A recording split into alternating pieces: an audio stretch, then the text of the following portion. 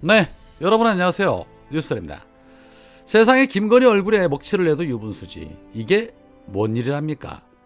국힘당이 전당대회를 앞두고 당대표 후보와 최고위원 후보로 출마한 후보들에 대해서 적격 심사를 진행을 했는데 세상에나 다른 사람도 아닌 이 김건희 팬클럽 회장 출신인 강신업을 컷오프해서 중도 탈락을 시켰다고 합니다. 아니 김건희를 물러봐도 유분수지, 겁을 상실해도 유분수지, 어떻게 이런 일이 일어날 수 있단 말입니까?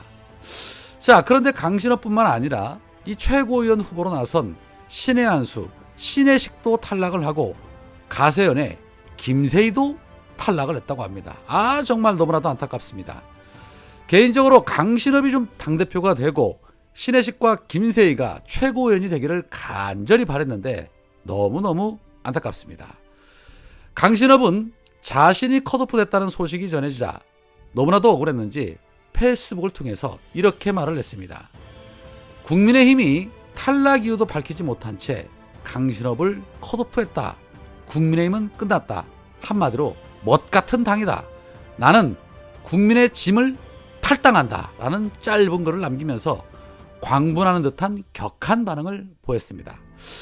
다른 건 잘 모르겠는데 이 강신업의 표현력은 정확한 듯합니다. 멋같은 당, 반박할 수가 없습니다. 다른 사람도 아닌 김건희 팬클럽 회장을 컷오프 시켰으니 이 김건희는 쪽팔려서 어떡합니까? 자, 여튼 이 강신업의 격한 반응이 쏟아지자 류근 시인은 이렇게 말을 합니다. 건희사랑 대표 강신업님, 가로세로 김세희님, 큰절절규 류혜님 등이 국힘당 대표위원 경선에서 컷오프가 됐다는군요. 국힘당은 도대체 저런 빛나는 분들을 따돌리고 무슨 정치를 하겠다는 것인지 개탄스럽기 짝이 없습니다. 민생 파탄으로 시리에 빠진 국민들에게 저분들의 코미디마저 허용하지 않겠다는 독서는 참으로 천인이 공로할 일이 아닐 수가 없습니다. 그리고 강신업님, 국힘당 멋 같은 걸 이제라도 간파하신 건 참 다행입니다만 아무리 김건희 박사님을 사랑하셔도 이렇게 정직하게 욕설과 여당 저주를 시전하시면 페이스북 검열에 빠따 맞습니다. 트래픽 제한당해서 진짜 그 좋아하는 멋대는 수가 있어요. 거참 이라는 글을 올렸습니다.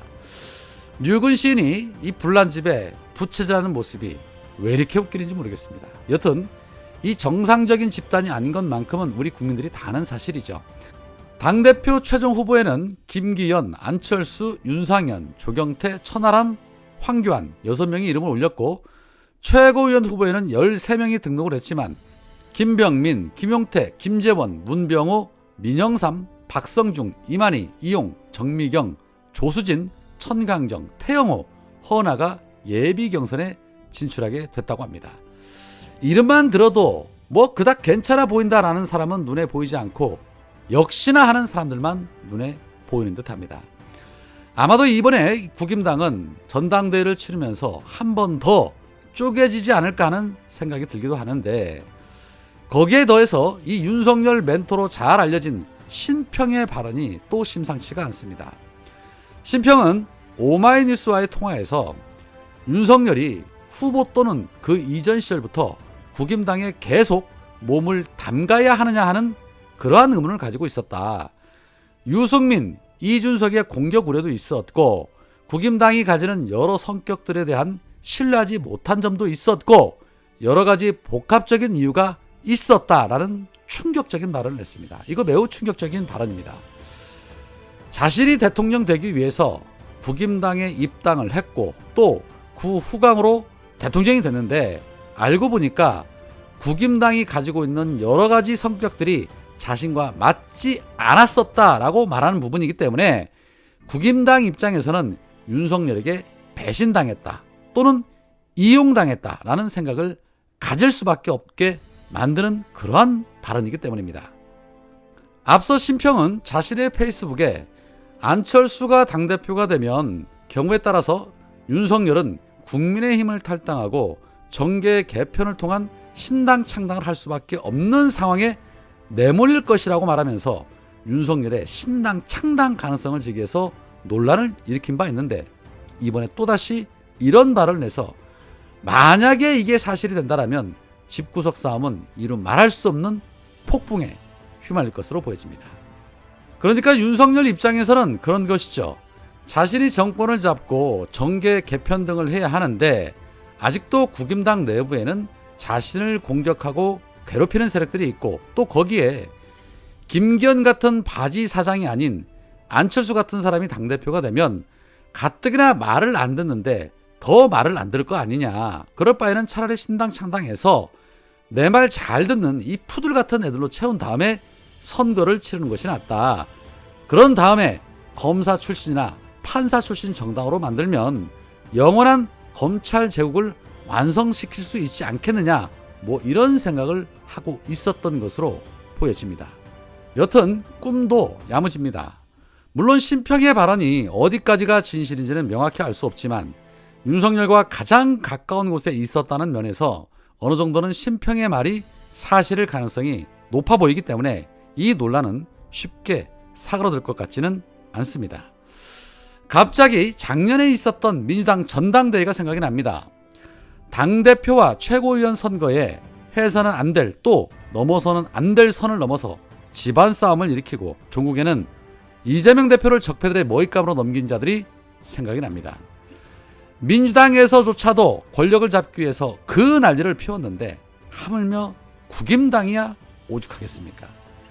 당대표에 쏠린 권한이 그 어느 때보다도 더 큰 국임당, 그야말로 죽기 아니면 살기죠. 거기에 윤석열의 충신을 자처하는 이들의 행태는 또 어떻습니까? 이준석에 이어 유승민, 나경원까지 다 쳐내고 이제 안철수까지 쳐내려고 입에 거품을 물고 있지요. 오죽하면 진중권마저도 이런 윤석열 주변인들을 겨냥해서 대통령실까지 나서서 지지율 상승 안철수라는 기사를 공유하며 미쳤어. 자기가 간신이라고 하는 간신도 있나? 그러니까 간신이지. 원래 왕에게 간신으로 인식되는 간신은 없다. 그래서 간신이지. 21세기에 간신이 설치니 나라 수준이 정말이라는 말까지 했겠습니까? 다른 사람도 아닌 진중권이 말이죠. 그런데 일반 시민들이 보기에는 너나 쟤들이나 뭐 별반 다를 게 없어 보일 겁니다. 여튼 결론은 이 윤석열 하나 때문에 이 국임당의 집구석이고 국정이고 할 거 없이 정상적으로 돌아가는 것이 없다.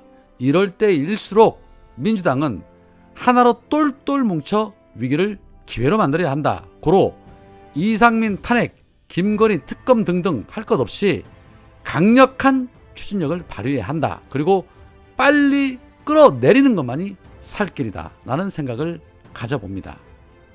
오늘은 여기까지입니다. 고맙습니다.